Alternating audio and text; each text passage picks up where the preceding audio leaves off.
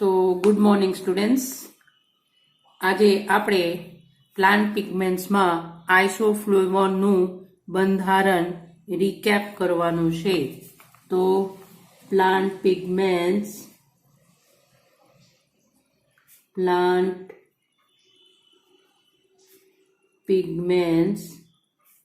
એનો ટોપિક છે આઇસોફ્લેવોન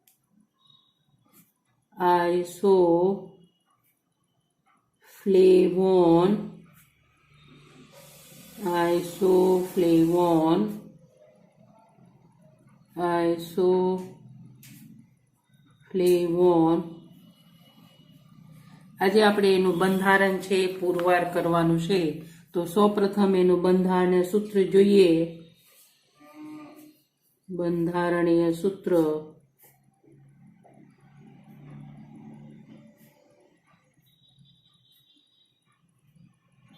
અહીંયા આવશે ડબલ બોન્ડ અને અહીંયા આવશે ડબલ બોન્ડ. જ્યાં બીજા સ્થાને આવે તો એને ફ્લેવોન કહેવાય, એને ત્રીજા સ્થાન આવે તો એને શું કહેવામાં આવે છે? આઇસોફ્લેવોન. તો આ છે આઇસોફ્લેવોન. તો એને આપણે લખી શકીએ. આ સ્થાન થાય 1, 2, 3. તો આ છે 3-phenyl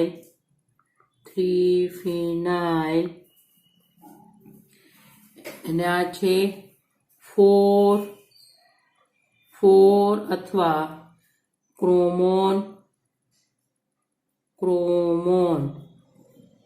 બરોબર. અથવા એને લખી શકીએ 3-phenyl. પછી આને શું કહેવાય? બેન્ઝો. તો શું આવે? બેન્ઝો ગામા પાયરોન. ને આપણે અહીંયા 4 લખી શકીએ અથવા ગામા પાયરોન પણ લખી શકીએ. 4 ક્રોમોન અથવા ગામા, અથવા એને શું લખી શકીએ? 3-phenyl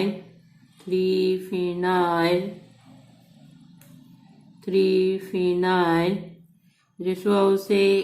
gamma ક્રોમોન. આમ પણ લખી શકીએ 3-phenyl ગામા. આ છે એનું. તો હવે આપણે ફ્લેવોન અને આઇસોફ્લેવોનનું જે અણુસૂત્ર છે સરખા છે. હવે આપણે બંધારણ પુરવાર કરીએ. તો સૌપ્રથમ આઇસોફ્લેવોન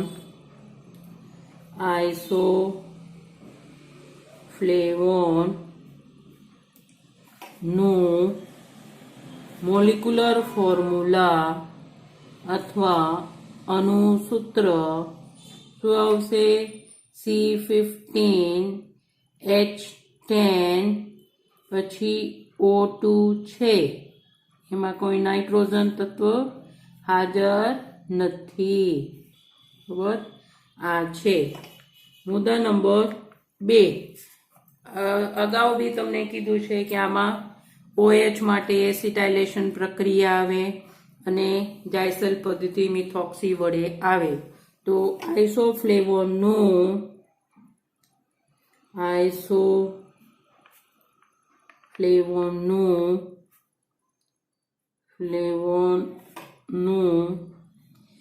એસિટાઇલેશન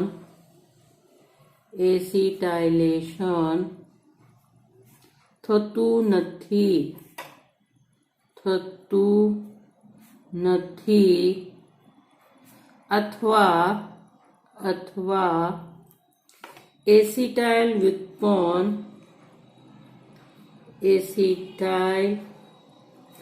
વ્યુત્પન્ન ડેરિવેટિવ વ્યુત્પન્ન બનતો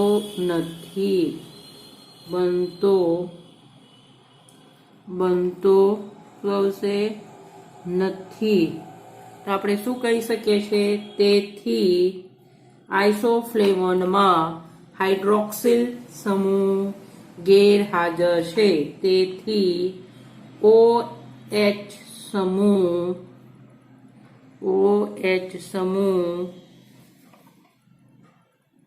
આવેલ નથી, આવેલો નથી અથવા આવેલ નથી અથવા ગેરહાજર છે. બરોબર. મુદ્દા નંબર 3, જાયસેલ પદ્ધતિ, જાયસેલ પદ્ધતિ વડે પરિમાપન કરતા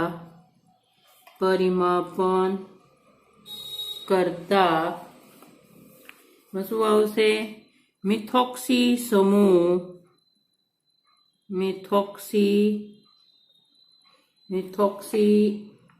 સમૂહ એને લખી શકીએ OCH3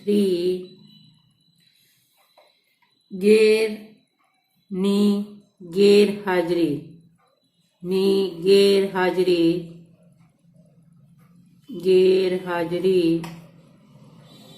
દર્શાવે છે અથવા ગેરહાજર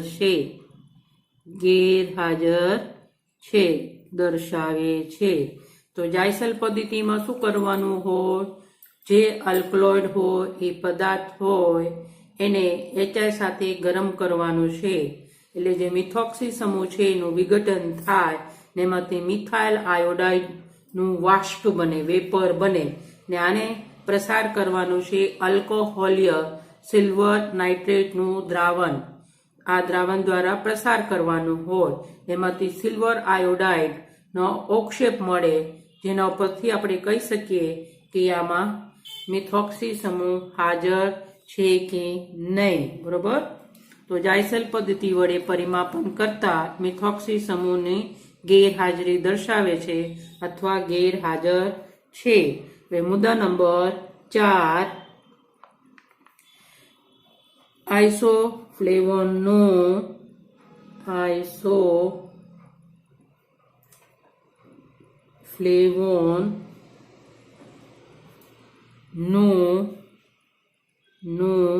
KOH વડે, પોટેશિયમ હાઇડ્રોક્સાઇડ વડે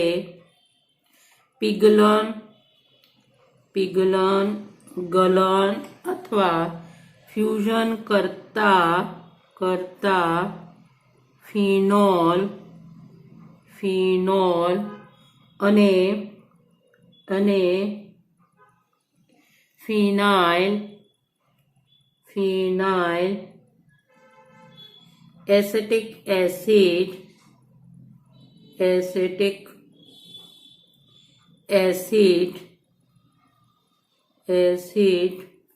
મળે છે. આ જે આઇસોફ્લેવોન છે એને જ્યારે KOH સાથે એને ફ્યુઝ કરીએ, ગરમ કરીએ, ગલન કરીએ તો એ શું થાય? એનું વિઘટન થાય, એનું ડિગ્રેડેશન થાય અને એમાંથી શું મળશે? ફિનોલ અને ફિનાઇલ એસિટિક એસિડ.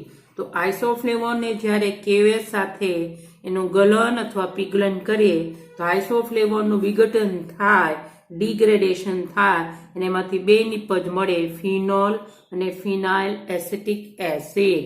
તો આપણે લખી શકીએ C15H10O2. બરાબર. એને શું કરવાનું છે? KOH વડે પીગલન ફ્યુઝ કરવાનું છે. ના છે આઇસોફ્લેવોન.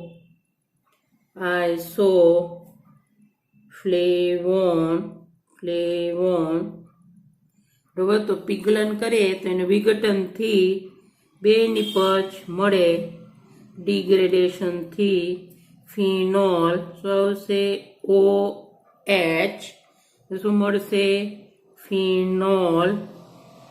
ફિનોલ એટલે આમાં અહીંયાથી ગ્રેડેશન થાય એટલે ફિનોલ, અહીંયાથી થાય એટલે ફિનોલ મળે અને આ કાર્બનનું એક સંયોજન અહીંયાથી મળે એ વત્તા ફિનાઇલ એસિટિક એસિડ. બે રીતે લખી શકો, આમ પણ લખી શકો. આમાંથી શું મળશે? OCH2COOH. તો આ છે ફિનાઇલ એસિટિક એસિડ. એને આમ પણ લખી શકીએ, આ છે ફિનાઇલ ફિનાઇલ, બરોબર. એસેટિક એસિડ, ફિનાઇલ એસેટિક એસિડ.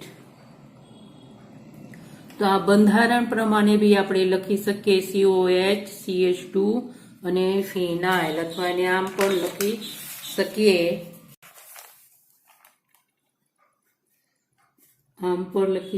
આ છે ફિનોલ વત્તા HOOCH2 અને આ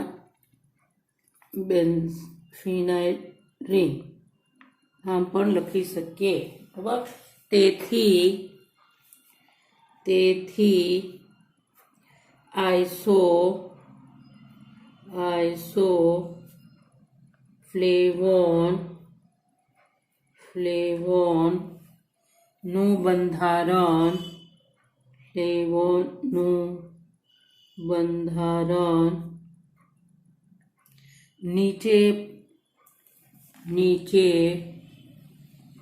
નીચે પ્રમાણે હોવું જોઈએ,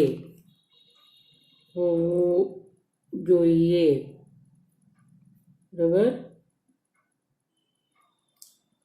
નીચે પ્રમાણે હોવું જોઈએ. તો એનું બંધારણ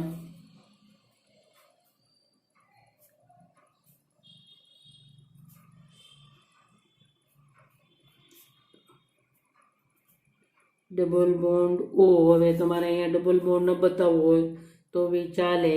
આ છે ડબલ બોન્ડ, આ એનું બંધારણ છે આઇસોફ્લેવોન. મુદ્દા નંબર 5, બરોબર.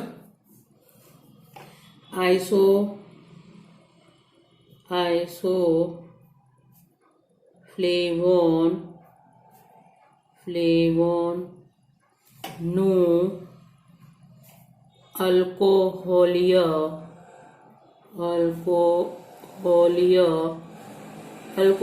એટલે એનું દ્રાવણ, KOH નું દ્રાવણ શુંમાં બનાવવાનું છે? ઇથેનોલમાં. અલ્કોહોલીય KOH વડે જળ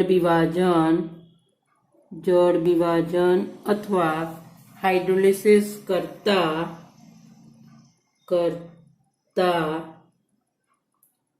બેન્ઝાઇલ ઓર્થો હાઇડ્રોક્સી ફિનાઇલ કીટોન અને ફોર્મિક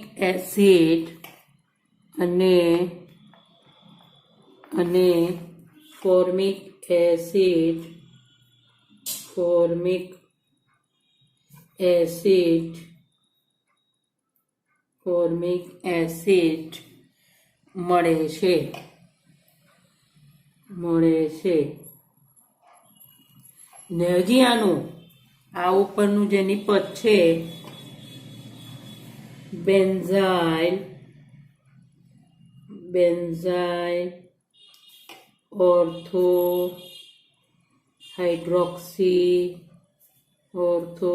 હાઇડ્રોક્સી ફિનાઇલ કીટોન નું જલીય KOH વડે જળ વિભાજન કરતા જે KOH સાથે પીગલન કરતા જે મળે છે એ જ મળશે કરતા ફિનોલ અને ફિનાઇલ એસિટિક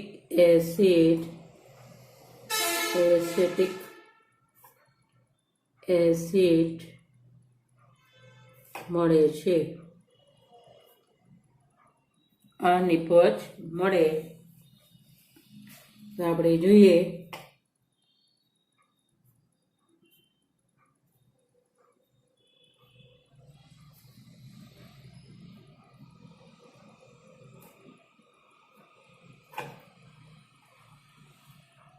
ડબલ બોન્ડ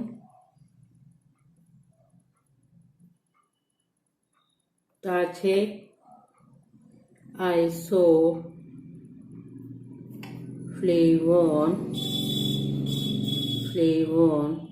શું કરવાનું છે આલ્કોહોલિય આપણે લખીએ છીએ શોર્ટમાં KOH અને ઇથેનોલ આલ્કોહોલિય KOH વડે શું કરવાનું છે જળ વિભાજન કરે એટલે 2 મોલ H2O વપરાય. અહીંયાથી બંધ તૂટે બરોબર અને અહીંયાથી બંધ તૂટશે એટલે આના સાથે હાઇડ્રોજન અને આ પહેલા કીટોન બને કીટોનમાંથી પછી આ ફોર્મિક એસિડ બનશે CH H2O સાથે કરે તો આ બંધ તૂટે એટલે અહીંયા હાઇડ્રોજન અને આ બંધ તૂટશે એટલે એમાંથી નિપજ મળે. અહીંયા શું મળશે O2H અને એક હાઇડ્રોજન છે આ કાર્બન સાથે જોડાય એટલે 2 H2O વપરાય એમાંથી નિપજ બને. શું બનશે O પછી અહીંયા આવશે OH બરોબર અહીંયા આવશે C ડબલ બોન્ડ O અને આ બનશે CH2 અને અહીંયા આવશે ફિનાઇલ રિંગ. આ બને તો આને કહેવામાં આવે છે ઓર્થો હાઇડ્રોક્સી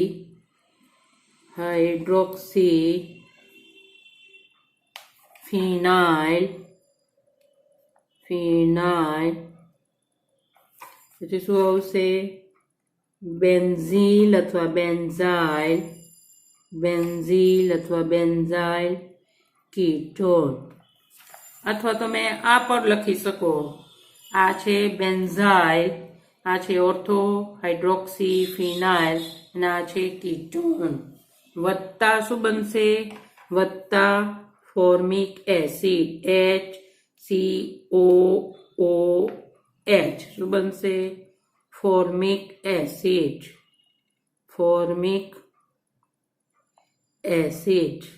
બને ફોર્મિક એસિડ બરોબર.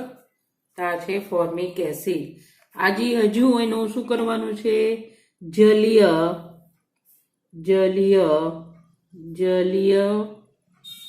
KOH વડે જળ વિભાજન અથવા KOH અને H2O લખી શકો અથવા અહીંયા જલીય ન લખવું હોય તો શું લખી શકીએ આપણે KOH અને H2O.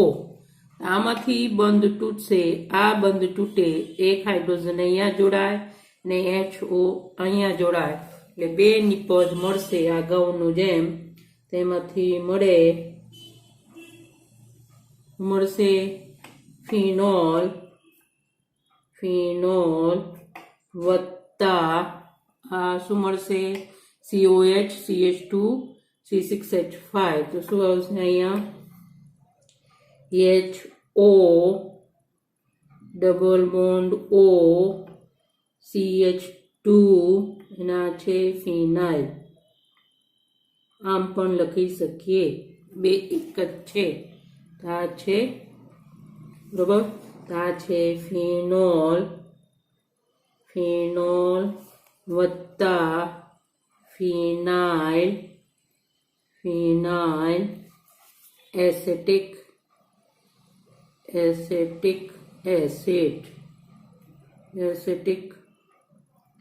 Acid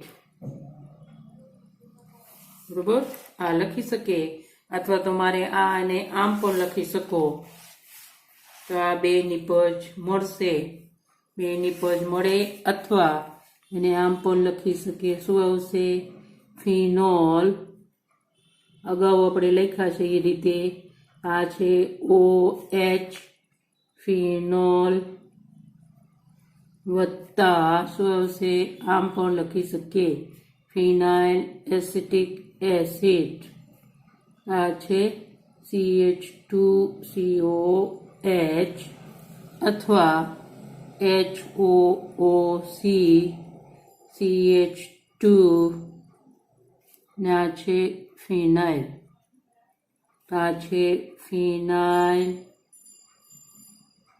acetic acid.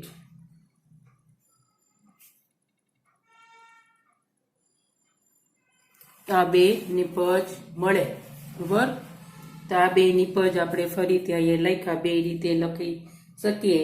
હવે આપણે શું લખવાનું છે, ઉપરોક્ત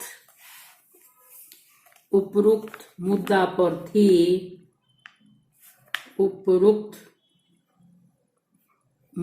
પરથી અથવા પુરાવા પરથી આઇસોફ્લેવોનનું ઉપરોક્ત મુદ્દાઓ પરથી આઇસોફ્લેવોનનું બંધારણીય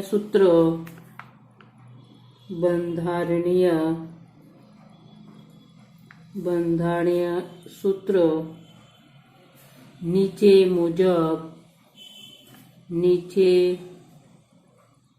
મુજબ છે, નીચે પ્રમાણે છે. ઉપરોક્ત પુરાવા પરથી આઇસોફ્લેવોનનું બંધારણીય સૂત્ર નીચે પ્રમાણે છે. હાવ સરળ છે.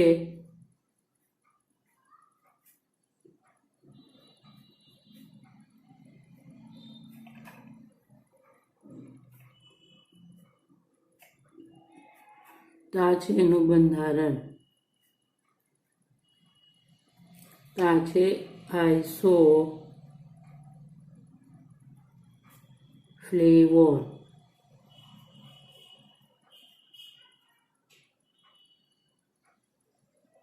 બરોબર.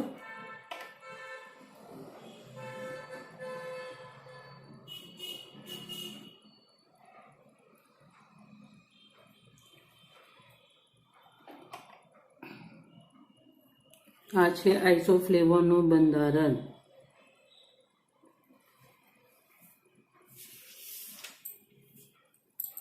હવે લાસ્ટ મુદ્દા આઇસોફ્લેવોન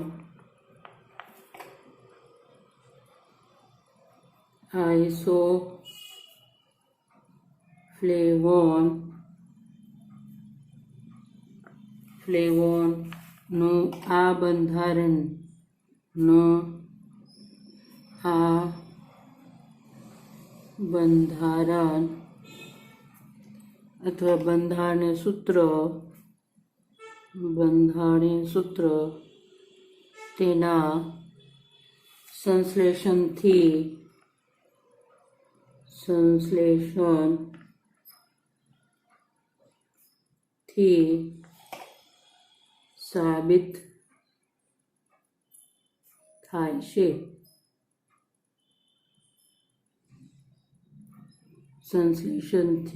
સાબિત થાય છે.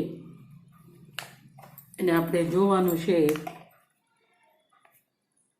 સ્પાથ એટ આલ સંશ્લેષણ 1930, સાયન્ટિસ્ટનું નામ છે. આના માટે સ્ટાર્ટિંગ મટીરિયલ તમારે આ જે છે આ જ લેવાનું છે. એને વચ્ચેના ભાગ જે છે ફોર્મિક એસિડની જગ્યા ફોર્મિક એસ્ટર લેવાનું છે.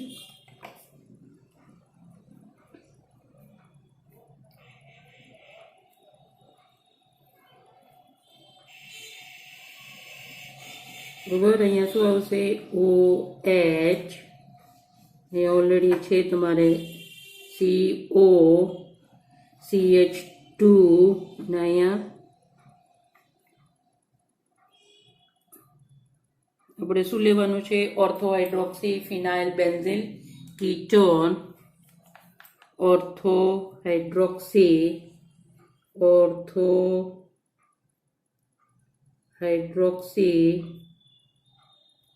ફિનાઇલ બેન્ઝિલ અથવા બેન્ઝાઇલ કીટોન. અથવા તમે અગાઉ કીધું છે આપણે આ બી લખી શકીએ. શું લખી શકીએ અગાઉ? બેન્ઝાઇલ ઓર્થો હાઇડ્રોક્સી ફિનાઇલ કીટોન. બરોબર? બેન્ઝાઇલ ઓર્થો હાઇડ્રોક્સી ફિનાઇલ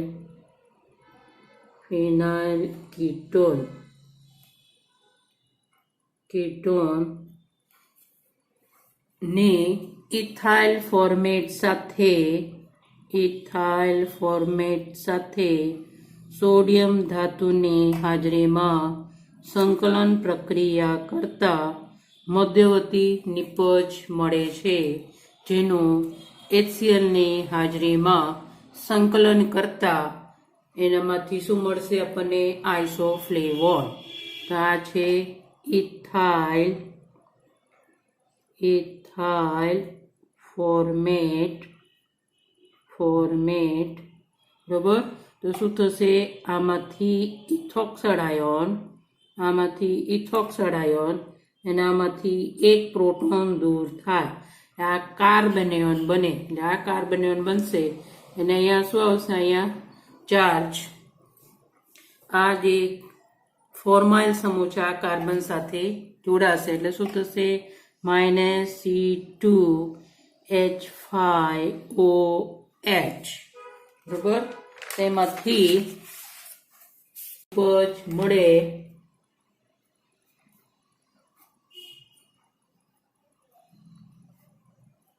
બરોબર? અહીંયા શું કરવાનું છે? આ અહીંયા જોડવાનું છે CHO ફોર્માઇલ સમૂહ.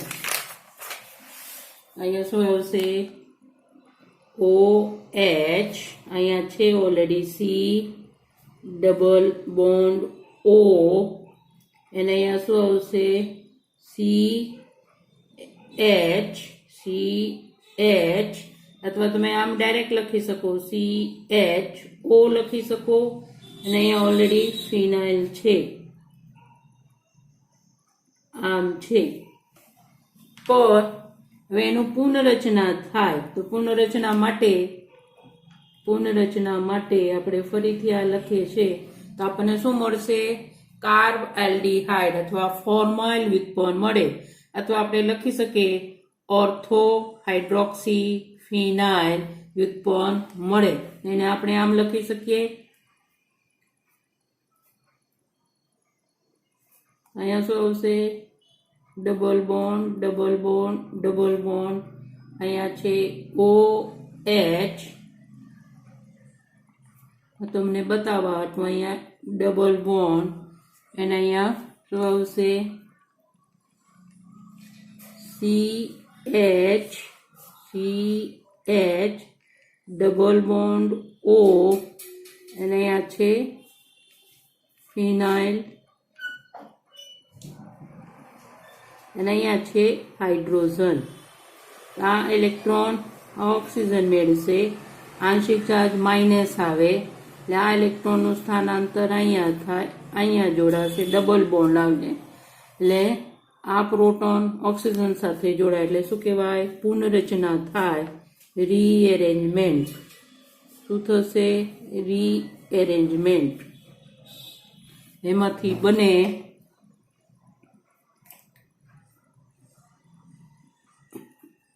બને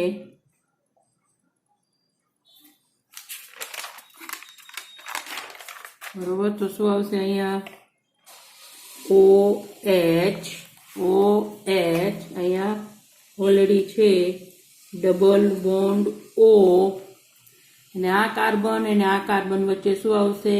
ડબલ બોન્ડ. તો આપણે લખી શકીએ ડબલ બોન્ડ CH. હાઇડ્રોજન અહીંયા જોડાશે, અહીંયા ઉપર લખો હોય તો ઉપર લખી શકીએ OH. એ ઓલરેડી છે.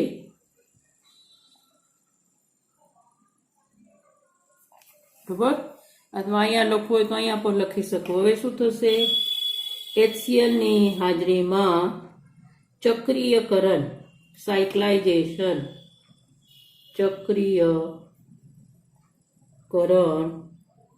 સાયક્લાઇઝેશન કરીએ. આ CHOH ઉપર લખી શકો, આ હાઇડ્રોજન અને આમાંથી OH શું દૂર થાય? -H2O. આવી રીતે એમાંથી બને આઇસોફ્લેવોન. તો અહીંયા O ડબલ બોન્ડ O ને અહીંયા આવશે,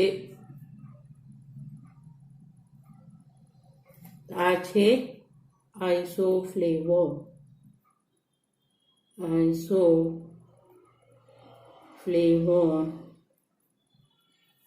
બરોબર. તો આ છે મધ્યવર્તી નિપજ. તો આવી રીતે એનું બંધારણ પુરવાર થાય છે.